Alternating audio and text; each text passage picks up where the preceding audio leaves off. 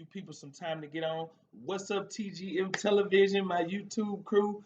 What's up, Facebook? I think y'all just went live, so I'm on live on all three platforms. It's great to see y'all. I am Minister Marcus, and welcome to the Maximize Your Life Bible Study.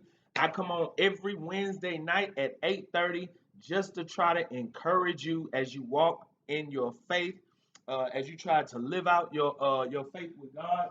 And so tonight we are still in Leviticus. For those of you who have been watching, we have been going through every single book, and we started in Genesis, and right now we are in, I think, the second lesson in Leviticus, and it has been enjoyable for me. It's making me go back and read through some stuff that I probably already had studied through. But tonight we are back in Leviticus, and hopefully I give you something that can help you. It's really been a challenge. Leviticus is a book that was written to Israel, so to make it relevant, I think it's great to touch on those things that are not very familiar in the Bible. You know what I'm saying? I feel like I hear the same old stories too many times, and there's so much other things in the Bible that we can learn and grow from. And so tonight, I hope we can learn and grow from this. All right. So we're coming from Leviticus chapter 10, verse 9 through 11. And what I wanted to do is I wanted to take the tail end of each chapter, but I don't want to have us reading for too much. But there were a few chapters just to prove the point. Good evening, Miss Patsy. It's good to see you. Uh, just to prove the point, but I'm not gonna do that tonight. We're just gonna go to Leviticus chapter 10, and we have definitely been having I've been having fun in Leviticus, and I just want to give you some things that maybe can help your life a little bit. Hey, what's up, Shorty? It's good to see you. It's good to see you. Um, okay, so we are in chapter 10, Leviticus chapter 10. And what I'm going to do is I'm just going to pull out things that can help us in our lives. You know what I'm saying? So I try to use the Bible to give us good, solid, sound lessons. And so in Leviticus, the third book of the Bible, chapter 10, I'm going to begin in verse number 10. And it says, I don't have my glasses on tonight, so y'all got to bear with me. All right. It says, do not drink wine nor strong drink.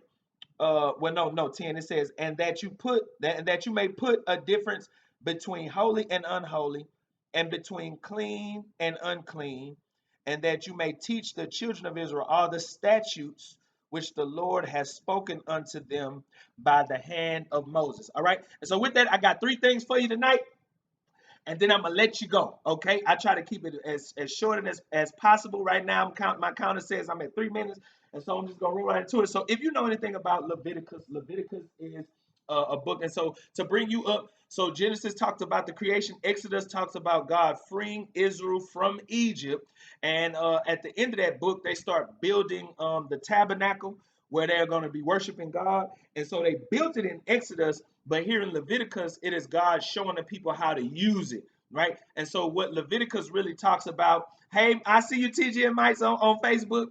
What it does in Leviticus is it shows them how to use the temple that was constructed in Exodus. And so what it goes through a lot of the different sacrifices. It goes through a lot of the different offerings. It talks about their holidays.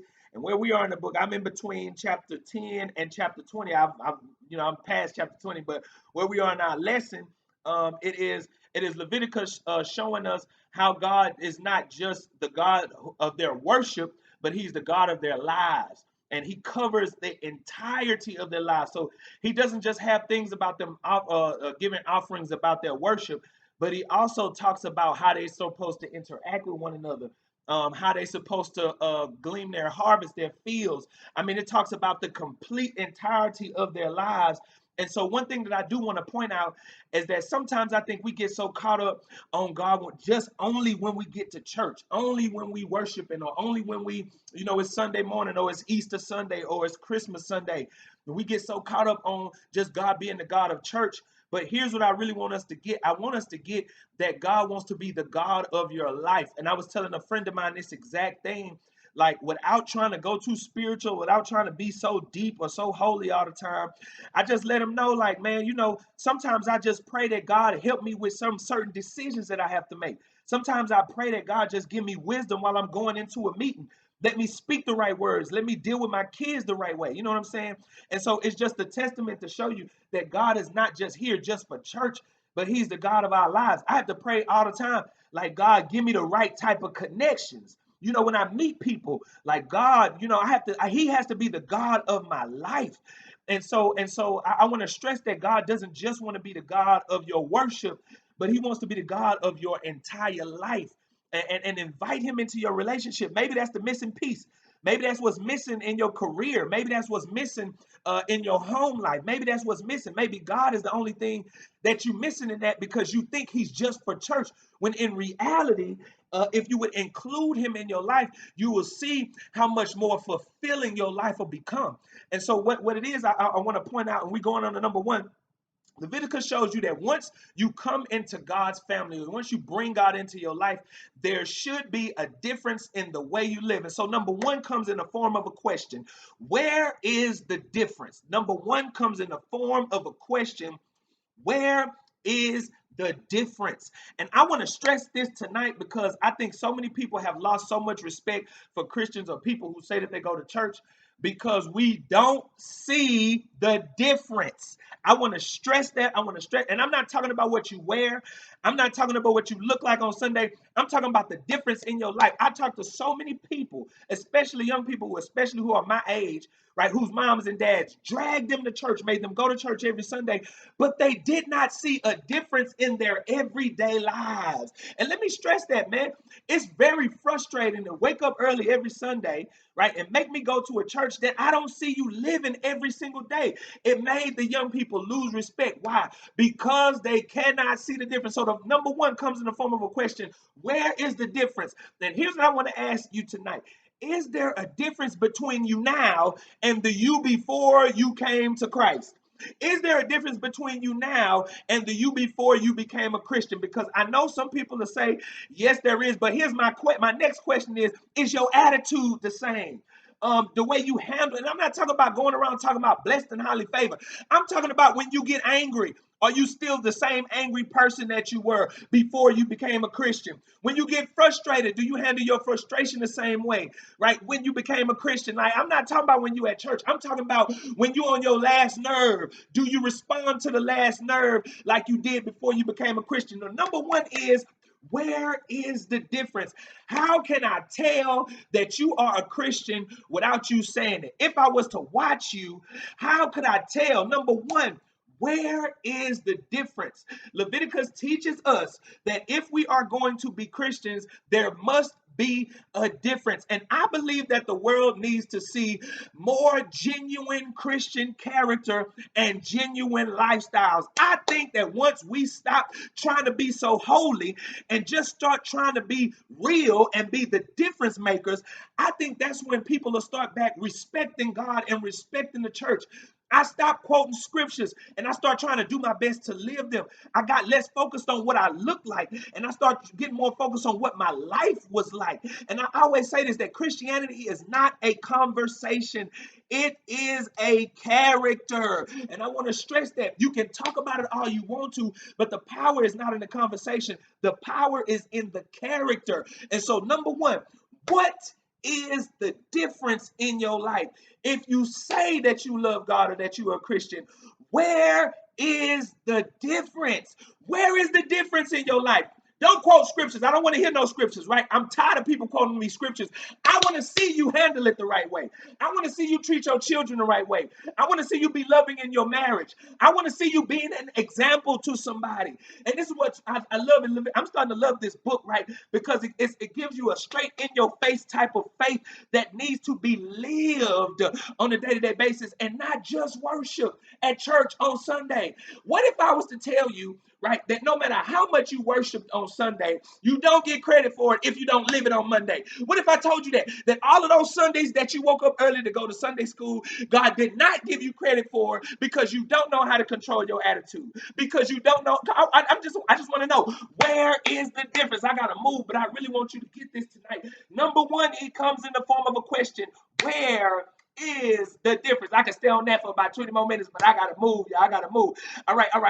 And so, number one, where is the difference? And so here God is telling Aaron to teach the children of Israel to learn and understand how to live for God. And what he does, he says, teach the children of Israel all the statutes of God, that they may put a difference between what is clean and what is unclean. And for those of you who watched last week, the number one was, do you know what God requires from you? And I posed that question last week, and the answer to that is this week what he tells Aaron: teach them the statutes. Why? Because the statutes of God are going to teach them to discern between clean and unclean. And I want y'all to go with me on this because I got to explain it. But Leviticus cannot be taken literally. Get this, that these first five books of the Bible, they are to Israel. So there is no set of scripture from at this point that's directed at us. But what we have to do in the Bible is we have to take the truths that are there and make them applicable to all of our lives, right? And so because it can't be taken literally, the lesson from this portion of the books come from understanding what God means by being clean and being unclean. And I believe that the explanation comes in the New Testament when Jesus says it's not what goes in the man that defiles him, but it's what comes out of a man, because what comes out of a man comes from his heart. If y'all know that, Jesus explains that what God means by clean and unclean. And this basically the understanding is the things that defile a man are the actions that come from bad motives. The actions that come from bad motives. Now, I want you to get it. The actions that come from bad motives. When we see clean and unclean in Leviticus, I want you to put in your mind what we take from it is the ability to discern clean and unclean motives, which brings me to number two. Monitor your motives. I want you to say that. Say, I got to monitor my motives. I got to monitor my motives. You know what I think is funny? I think it's funny how you can move up in church by doing all the right things with all the wrong motives. I think it's so funny that you can move up in church doing all the right things with all the wrong motives. And so, number two, monitor your motives. Monitor your motives. Here's my question tonight. Have you examined your motives? It's not what you do, but why are you doing it? If I was to ask you why you carrying your Bible, why are you carrying your Bible? If I was to ask you why you quoting scriptures, why are you quoting scriptures? And you know what's real? The real truth of it is that a lot of you people that tote Bibles and quote scriptures and try to tell everybody else why they're going to hell, the real reason why you doing that is because you want to look more saved than what you really are. If I was to ask you, why do you go to church? Not what you do, but why do you do it? And see, this is what God is at. God is not, look, it don't move God by what you do. God is moved by why you do it. It's surprising how many people do all the right things for all the wrong reasons. And here it is. Here's number two. Monitor your motives, because while people are looking at your actions on the outside, God is looking at your motives on the inside. If your intentions are not right, God will not bless your actions. I want to say that one more time. If your intentions are not right, God will not bless your actions. And I think that this is a word for us tonight in 2020, right? Because a whole lot of us, we know how to dress it up. We know how to look nice. We know how to look churchy. But when it comes to your motives, like not what you're doing, but why are you doing it? Not what you're doing, but why are you doing it? And here's what I love about God. I love that God is so real. He's real enough, right, to let you go through all of your little theatrics, right? But he can see your heart. He can see why you're doing it. And look, I told people this, and I'm going to continue to tell people this, and they tell me I shouldn't tell people this, but it's real. The real of it is, if your heart is not right, you wasting your time on Sunday morning. I don't want to go to hell while going to church. I might as well stay at home, right? I don't want to go to hell going to Bible study. I might as well stay at home. I might as well not watch. If you're doing it for the wrong reason, you're not getting credit for it anyway. Look, I just want people to understand, right, that you can fool people, but you can't fool the big man. Look, you can't fool the big man. You can't fool the man upstairs. You can't fool God. You can fool me with all your right actions. Really, you can't fool me because I'm watching the motive. But this is what I love about God, that he allows situations and circumstances, right, to expose motives so you can see a person's. Have you ever been there, right, where you praying about it and you like, God, look, I don't know if I can trust this person, but let me see if they really real. Let me see if they really honest. And I like how God does it sometimes God will allow a situation, right, to make you think that it's about you, but it really, in reality, it's about God is God really just showing you what somebody else is really about, right? He'll show you when their intentions are not right, because while you're looking at the actions, you can get snowed because their intentions may be bad, and God has a way. I want you to hear me when I say this, of exposing the fake in your life. If look, when your motives are right, God will send blessings and favor to cover your life. But when your motives are wrong, God has a way of uncovering. And I don't know if that's the word for you, but that encouraged me. That's good for me to let me know that God is not fooled by people's actions. I might get snowed sometimes, but God is not. And so, number two, monitor your motives. I want you to do this. I want you to check yourself and ask yourself, why do you do what you do? Because if you're not doing it for the right reason, God don't see it anyway. I want to stress that, right? Maybe COVID-19 was to get us to stay home and check our motives. Maybe COVID-19 was to get us to stay home and see if we're really doing the right things for the right reasons. Maybe God just wanted us to examine not what we doing, but why are we doing it? Monitor your motives. Monitor your motives. Number two, monitor your motives. All right, and here we are. I'm almost done. Leviticus teaches us here in these few chapters. It teaches us, look, this is what he's doing. He's going through and he's telling them, he's letting them know this food is good to eat. This food is not. This is a skin disease that's clean. This is a skin disease that's not clean. He's going through that, right, to show us, get this, that some things you allow inside of you can pollute you. I want you to recognize this. Recognize this, guys, and I'm almost finished. Recognize that no matter who you are, there are things that can pollute your character. There are things that can pollute your. I want you to hear me when I say this, right? And I stress this to people because people always ask me a lot of different questions, and I try to be as real as I can. But I want you to hear me when I say this, that sometimes life itself can pollute your character. Bitterness can pollute your character. People being mean to you can pollute your character. And I want you to get it in Leviticus. It shows us, right, that you can be saved but polluted. You can love God, but your character, something on the inside is polluted with bitterness, with anger, with unforgiveness, with all these different things on the inside. Recognize no matter who you are, you can be polluted. But Leviticus shows us that we have to be vigilant. Get this, and this is number three, to keep out the contaminants. Say that. I got to keep out the contaminants.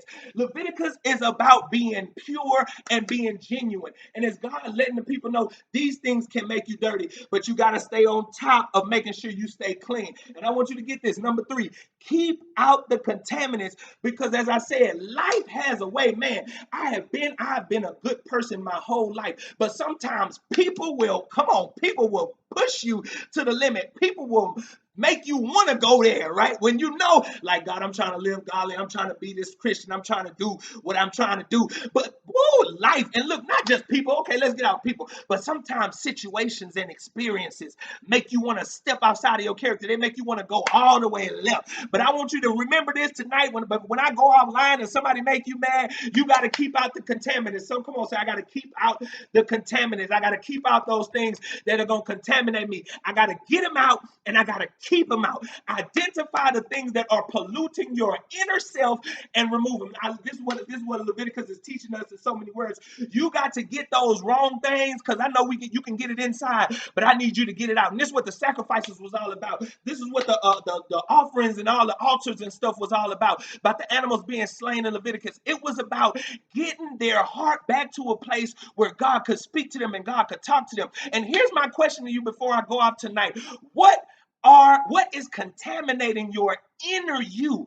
What is contaminating your inner you? What is contaminating your happiness? This is what Jesus says, that your joy might be full. These words I speak, that your joy might be full. That means complete. If he has to speak that, that means that I can have joy, but my joy can be what? Contaminated. Contaminated with what? With anger. You have joy, but you don't have complete joy. You have happiness, but you don't. I want you to hear me tonight. Not complete happiness, because your happiness may have been contaminated. Come on, say, I got to keep out the contaminants. I got to get it out, and not just get it out. I got to keep it out. What has contaminated your peace? What has contaminated your marriage?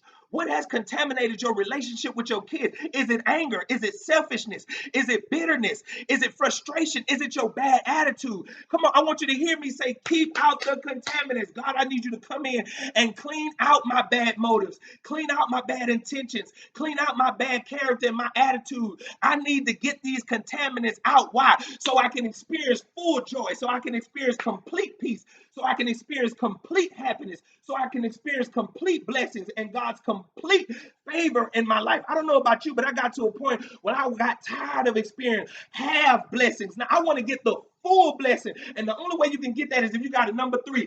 Keep out the contaminants. So, guys, with that, I could go all night, but I ain't gonna keep y'all tonight. I'm at 20 minutes.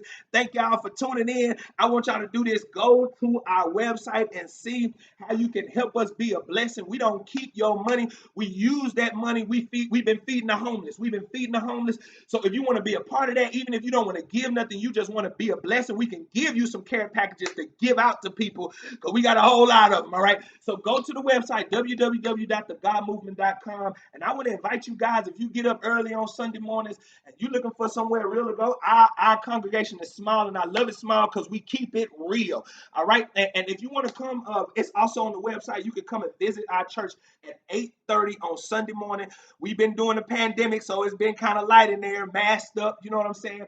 But if you want that, man, go to it and get it. We have some stuff online to help you grow spiritually. But guys, I got to get offline. Thank y'all for tuning in. And remember, next week I will be right back here at 8:30 on Wednesday night. You can sit on your couch and still learn about God. And I hope something that I said was a blessing to you. I hope you learned something tonight. I hope you was encouraged. I hope I answered some prayers for you tonight. And if you have questions, my DMs is always open. I'm willing and ready to help whoever needs help. So with that, guys, I'm going offline. Y'all have a good evening. I will see y'all next Wednesday night. Good night, Facebook. Thank y'all for tuning in. Good night, Instagram. Thank y'all for tuning in. And I am off. And good night, YouTube. Thank y'all for